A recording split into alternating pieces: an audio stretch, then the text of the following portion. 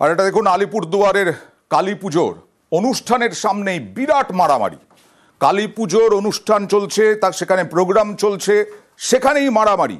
আর সেই মারামারি থেকে মত্ত অবস্থায় যারা ছিল, মত্তদের তাণ্ডব, মত্তদেরকে বের করে আনা হয়, বের করার চেষ্টা করা হয় অনুষ্ঠান থেকে, কারণ পুলিশ গিয়ে পৌঁছয়। আর একজন সাংবাদিক ছবি তুলতে গেলে তাকে চড়, মহিলা পুলিশ কর্মীর বিরুদ্ধে। সামলাতে না পেরে সাংবাদিককে মারবেন। কি ঘটেছে ঘটনাটা জানবো, প্রতিনিধি রাজকুমারের সঙ্গে কথা বলবো। রাজকুমার, কেন এই তাণ্ডব? দেখো অয়নদা, আলিপুরদুয়ার জেলার যে সবচেয়ে বড় যে কালী পুজো, এনএস রেলওয়ে বিল্ডার্স অ্যাসোসিয়েশনের যে জংশনে যে কালী পুজো হচ্ছে, সেখানে সাংস্কৃতিক অনুষ্ঠান কয়েকদিন থেকেই চলছে।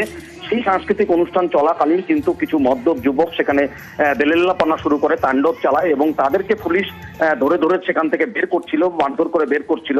সেই খবর যখন সংবাদ মাধ্যমের একজন প্রতিনিধি, একজন বৈদ্যুতিন মাধ্যমের সংবাদ কর্মী যখন সেই ছবি তুলতে যায়, তখন আচমকাই এক পুলিশ কর্মী কিন্তু সেখানে চলে এসে সেই সাংবাদিককে একেবারে কলার ধরে কিন্তু ওই মহিলা পুলিশ কর্মী টেনে হিঁচড়ে নিয়ে যায় এবং সপাটে তার গালে চর মারে বলে কিন্তু অভিযোগ উঠেছে। মানে কে মত্ত আর কে মত্ত নয়, সেই ফারাকটা করতে পারেননি নাকি?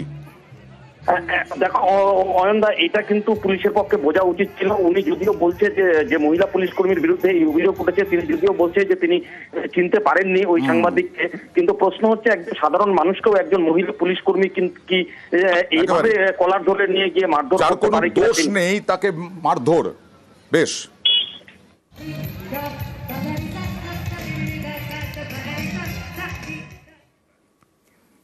তাণ্ডব চালানো হবে মত্ত অবস্থায়, শব্দবাজি ফাটবে 2:30 অবধি, 1:30 অবধি, কিছু বলা যাবে না। প্রতিবাদ করলে জুটবে মার। কার? একজন মহিলাকে দেখাবো, বৃদ্ধা। তিনি কমপ্লেন করতে গিয়েছিলেন। এই বৃদ্ধা কিভাবে মেরেছে শুনুন।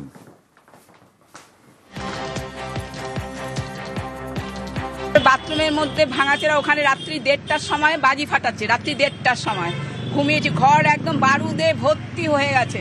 এরকম রাত্রি 12টা, 1টা, 1:30 অব্দি এটা কি হচ্ছে বলতে গেছি, ওরা আমাকে ধরে এমন মেরেছে, আমি সব জায়গা দেখাতে পারবো না। এনাকে বলেছি বুকে কি ঘুষি লাথি, কি অবস্থা, এই বেচারি বাঁচাতে গেছে, ওরে কি মার এনাকে। কালী পুজোর দিন এসেছি না, বলছে এখন কি করে কমপ্লেন নেব, দেখছেন না পুরো ঘরে আগুন লেগে গেছে।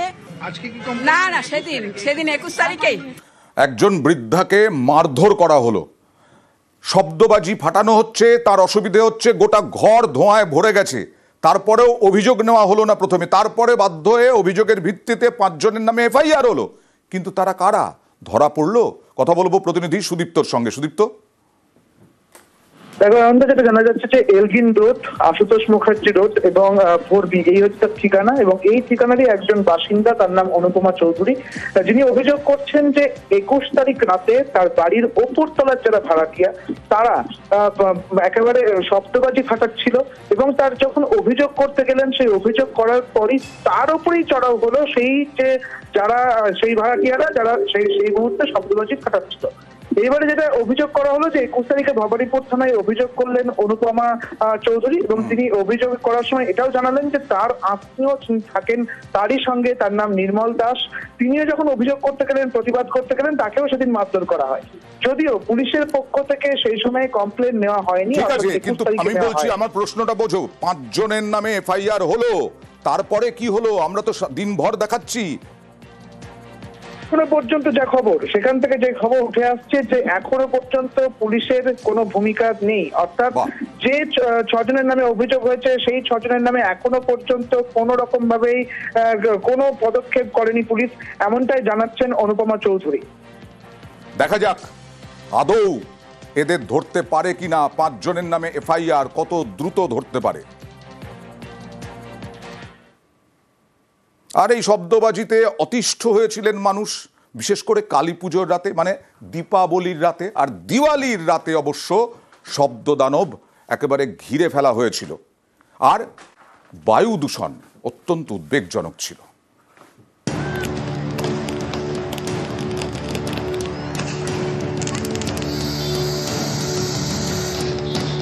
আইন কানুন বিধিনিষেধ অনেক আছে, কিন্তু সেসবকে থোড়াই কেয়ার।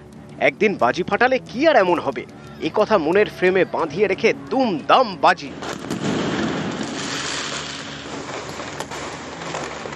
সোমবার কালীপুজোর রাতে কলকাতা সহ জেলায় জেলায় শব্দবাজির দাপট। পরের দিন দিওয়ালিতে অবশ্য এর মাত্রা কিছুটা কম বলেই দাবি। সন্ধ্যের পর থেকে হঠাৎ দুমদাম ফাটতে শুরু করেছিল। আমি তখন ভাবলাম যে আবার শুরু হলো বোধহয়, কিন্তু কালকে কিন্তু সত্যি গোটা ব্যাপারটাই সংযত ছিল। এর কারণটা অবশ্য সত্যি আমার জিজ্ঞেস করলে আমি জানি না, এটা মানুষের সচেতনতা নাকি এখানে পুলিশ থেকে কোনো রকম ইন্টারভেনশন হয়েছিল, এটা আমার জানা নেই। কালী পুজো বা দিওয়ালির বেশ কিছুদিন আগে থেকেই আমাদের সবকটা থানার তরফ থেকে নানা রকম রেডস হয়েছে। প্রায় 360 কেজি বাজি সিজ করেছে বিধাননগর পুলিশ কমিশনারেট এরিয়াতে। 11টা স্পেসিফিক কেস করা হয়েছে। ডিসি লেভেল থেকে down the line up to আইসিস বা থানা থেকে শুরু করে সবাই মিলে কিন্তু আমরা রাস্তায় ছিলাম, বিভিন্ন জায়গায় পেট্রোলিং করছিলাম। আমাদের কিন্তু নজরদারি চলছে। মঙ্গলবার দিওয়ালির রাতে শব্দ দূষণে কলকাতাকে ছাপিয়ে গিয়েছে একাধিক জেলা। দিওয়ালির রাতে কলকাতার সর্বোচ্চ শব্দমাত্রা ছিল 97 ডেসিবেল। পূর্ব বর্ধমানের মেমারি এবং নবগ্রামে সেটাই ছিল 100 ডেসিবেল। কোচবিহারের দিনহাটায় 100 ডেসিবেলেরও বেশি। 2 ঘন্টা টাইম ছিল, 8টা থেকে 10টা। এবার 10টা থেকে রাত্রি 2-3টে অবধি যদি বাজি ফাটানো হয় 125 ডেসিবেলের বাজি, এবং একসাথে যদি 10 জন লোক ফাটায়, তাহলে সম্মিলিত শব্দ যেটা অ্যাকোস্টিক সাউন্ড হয় সেটা ভয়ঙ্কর হয়। কারণ শব্দবাজিতে যেটা বলা হচ্ছে যে ফর্মুলেশন করা হয়েছে, এটার থেকে আরও নতুন করে ফর্মুলেশন দরকার। সিএসআইকে মাথা খাটাতে হবে যাতে ফর্মুলেশনটা আরও কঠিন করা হয় এবং যাতে ধোঁয়াও কম হয়, শব্দটাও যাতে কম। শব্দ দূষণ কিছুটা রোখা গেলেও বায়ু দূষণের মাত্রা উদ্বেগের। মঙ্গলবার রাতে সল্টলেক এবং নিউ টাউনে এয়ার কোয়ালিটি ইন্ডেক্স অর্থাৎ বায়ু দূষণের মাত্রা ছিল 350, ভিক্টোরিয়া মেমোরিয়াল বালিগঞ্জে 300, দক্ষিণ কলকাতার পদ্মপুকুর এবং টালিগঞ্জে ছিল 200। বায়ু দূষণের এই মাত্রা কোনোটা খারাপ, কোনোটা খুব খারাপ শ্রেণীর মধ্যে পড়ে। এই দুদিনে যা দূষণ বেড়ে গেছে সেটা ভয়ঙ্কর। বিশ্ব স্বাস্থ্য সংস্থা বলছে এই যে সূক্ষ্ম ভাসমান ধূলিকণা কোনোভাবেই 15 মাইক্রোগ্রাম প্রতি ঘনমিটারে হওয়া উচিত না, সেখানে আছে 200, মানে অন্তত প্রায় 15 থেকে 20 গুণ বেশি আছে। এতে সবথেকে বেশি ক্ষতিগ্রস্ত হচ্ছে যারা বয়স্ক লোক আছে, শিশু এবং সন্তান সম্ভব বা মা যারা আছেন। নিউজ 18 বাংলা। কোচবিহারে এসপি বাংলোর সামনে শব্দবাজি ফাটাচ্ছিলেন কয়েকজন, একেবারে লাঠি পেটা করলেন, বাঁশ পেটা করলেন। প্রশ্ন উঠল এসপির বিরুদ্ধে, তারপরে তার প্রতিবাদ করতে গিয়েও মার খেলেন। আর এই নিয়ে রাজনীতির হাওয়াও গরম। কোচবিহার শহরের রেল গুমটি এলাকা, এখানেই পুলিশ সুপারের বাংলো। সোমবার কালীপুজো রাতে এসপির বাংলোর কাছে শব্দবাজি ফাটাচ্ছিলেন স্থানীয় কয়েকজন। অভিযোগ, এর জন্য তাঁদের লাঠি পেটা করেন কোচবিহারের এসপি। এ নিয়ে পরের দিন অর্থাৎ মঙ্গলবার এসপি বাংলোর কাছে বিক্ষোভ দেখান স্থানীয়রা। 10 বিক্ষোভকারীকে গ্রেপ্তার করে পুলিশ।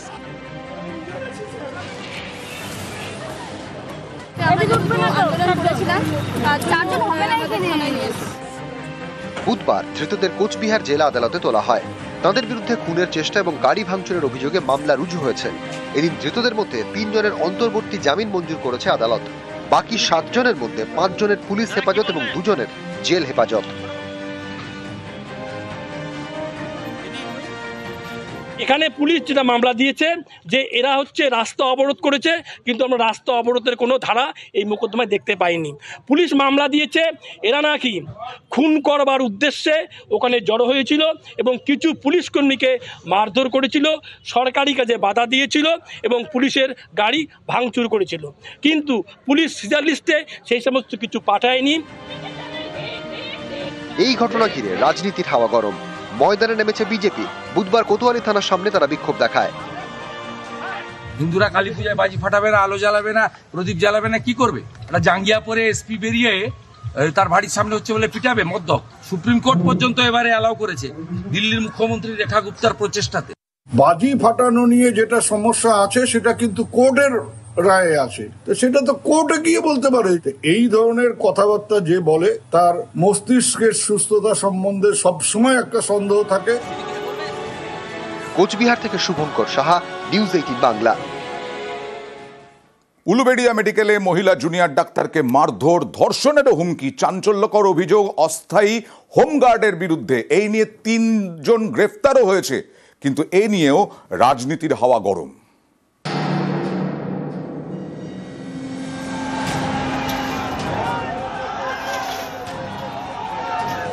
বুধবার বিজেপির বিক্ষোভে ধুন্ধুমার। হাওড়া গ্রামীণের পুলিশ সুপারের অফিসের সামনে তুমুল ধস্তাধস্তি। ঘটনার সূত্রপাত সোমবার কালীপুজোর সন্ধে উলুবেড়িয়া শরৎচন্দ্র চট্টোপাধ্যায় মেডিকেল কলেজ এবং হাসপাতাল। এই হাসপাতালেই এক আত্মীয়কে ভর্তি করেন উলুবেড়িয়ার ট্রাফিক পুলিশের অস্থায়ী হোমগার্ড শেখ বাবুলাল। অভিযোগ করেন হাসপাতালে ঠিকমতো চিকিৎসা হচ্ছে না। এরপরেই তিনি দলবল নিয়ে চিকিৎসকদের রেস্ট রুমে ঢুকে পড়েন। অভিযোগ মহিলা জুনিয়র ডাক্তারের সঙ্গে জুড়ে দেন বচসা। এও অভিযোগ তিনি ওই মহিলা জুনিয়র ডাক্তারকে মারধরও করেন। হাসপাতাল থেকে বেরোলে ধর্ষণের হুমকিও দেওয়া হয় বলে অভিযোগ। একজন পেশেন্টের আমি এক্সামিনেশন করেছিলাম, সেই এক্সামিনেশন করতে দিচ্ছিল না এবং সে আমাকে লাথিও মেরেছিল। ওনার পাশের আরেকজন বলেন হসপিটাল থেকে বেরোন, আপনি জ্যান্ত কি করে বাড়ি ঢুকেন আমি দেখে নেব। আমার হাত মুচড়ে দিয়েছে। উনি বলছেন যে উনি পুলিশের খুব বড় অফিসার আর পার্টিরও নেতা। একই সময় দুজনই আমার গায়ে হাত তুলেছে, মারধর করেছে। অবশ্যই ওরা তো বলেই দিচ্ছে যে আপনি হসপিটালের বাইরে বেরোলে মারধর করবে। সোমবার রাতে উলুবেড়িয়া থানায় অভিযোগ জানান মহিলা জুনিয়র ডাক্তার, যার ভিত্তিতে গ্রেফতার করা হয় অস্থায়ী হোমগার্ড শেখ বাবুলাল এবং তার এক সঙ্গীকে। মঙ্গলবার আরও একজনকে গ্রেফতার করা হয়।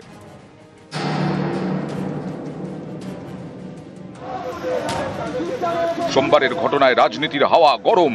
উলুবেড়িয়ায় হাওড়া গ্রামীণের পুলিশ সুপারের অফিসের সামনে বিক্ষোভ দেখায় বিজেপি।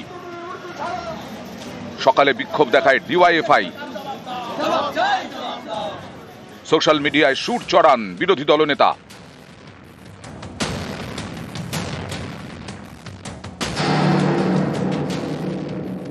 উলুবেড়িয়ার যে ঘটনাটা খারাপ ঘটনা, যারা এইসব হুমকি অসভ্যতা করেছে সেই বাঁদরগুলো যা যা শাস্তি হওয়ার পুলিশ দিক।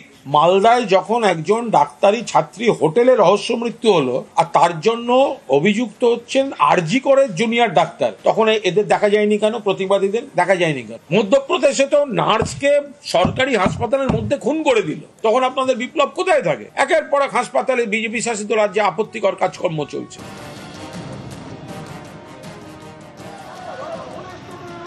উলুবেড়িয়া থেকে সন্তু মালিক, নিউজ 18 বাংলা।